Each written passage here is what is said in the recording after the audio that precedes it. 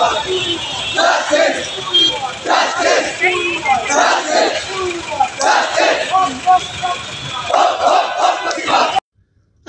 में junior doctor की rape के बाद मर्डर की घटना अब पूरे विश्व में चर्चा का विषय बन चुका है और इस घटना के खिलाफ अब सिर्फ इस घटना के प्रतिवाद में डॉक्टर्स से लेकर टीचर्स, संस्था एवं तमाम प्रतिष्ठान सड़क पर उतरकर जस्टिस की मांग कर रहे हैं। अब Kolkata employ of hospitality and industry भी इसमें शामिल हो चुका है। इस संस्था की ओर से संस्था के तमाम कर्मचारियों ने मिलकर 22 अगस्त अर्थात गुरुवार को एक साइड मोड़ से पार्क स्ट्रीट तक एक विशाल रैली निकाली। रैली में मौजूद तमाम कर्मचारियों के हाथ में प्लेकार्ड था जिसमें बड़े बड़े अक्षरों में साफ लिखा था, वी वांट जस्टिस। रैली का नेतृत्व कर रहे royal Bengal master chef organisation global MD and president master chef Pritam Sarkar, cafe yonder के ऑनर देवांजन बत्रा और Kolkata employees of hospitality industry के फाउंडर सुदीप्त चक्रवर्ती ने कहा कि हाई कोर्ट के आदेश के बाद इस केस की जांच अब सीबीआई कर रही है। मामला सुप्रीम कोर्ट तक जा चुका है, लेकिन इतने दिन हो गए अभी तक संजय के खिलाफ किसी और की गिरफ्तारी सामने नहीं आई है। आखिर कब तक चलेगा ये मामला?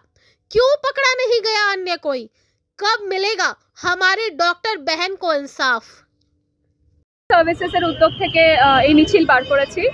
এখানে যত হসপিটালিটি ইন্ডাস্ট্রির এমপ্লয়িজরা আছে, শেফসরা আছে, রেস্টুরেন্ট ওনার্স, ক্যাফে ওনার্স যারা আছে, আমরা সম্মিলিতভাবে এই অন্যায় প্রতিবাদ করার জন্য আজকে পথে নেমেছি।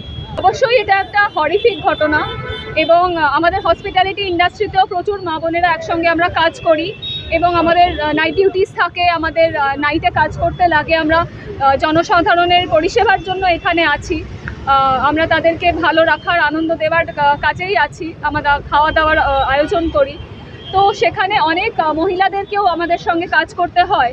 তো এখানে যদি বেসিক সেফটিটাই আমরা না পাই তাহলে তো মানে এর পরবর্তীকালে কেউ এরকম প্রফেশনে এগিয়ে আসতে ভয় পাবে।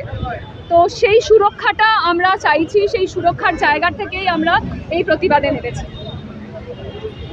যে নোংরা একটা মানে দুষ্কৃতি চক্র চলছে সেটা এগেন্সে আমরা প্রতিবাদটা চাইছি। আজকে প্রত্যেকটা হোটেল সেক্টরে যত দেখছেন এমপ্লয়ি সবাই এখানে উপস্থিত হয়েছে। আমরাও royal Bengal master chef organization থেকে এখানে উপস্থিত হয়েছি।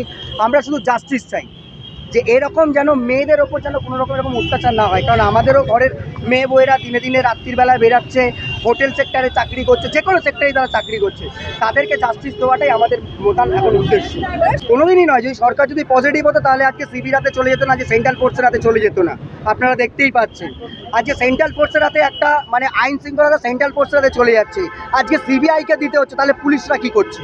যদি পুলিশরা যদি সুরক্ষা দিতে নাই পারে তাহলে তারা ছেড়ে দিক, তারা অপরাধ বলে স্বীকার করে নিক।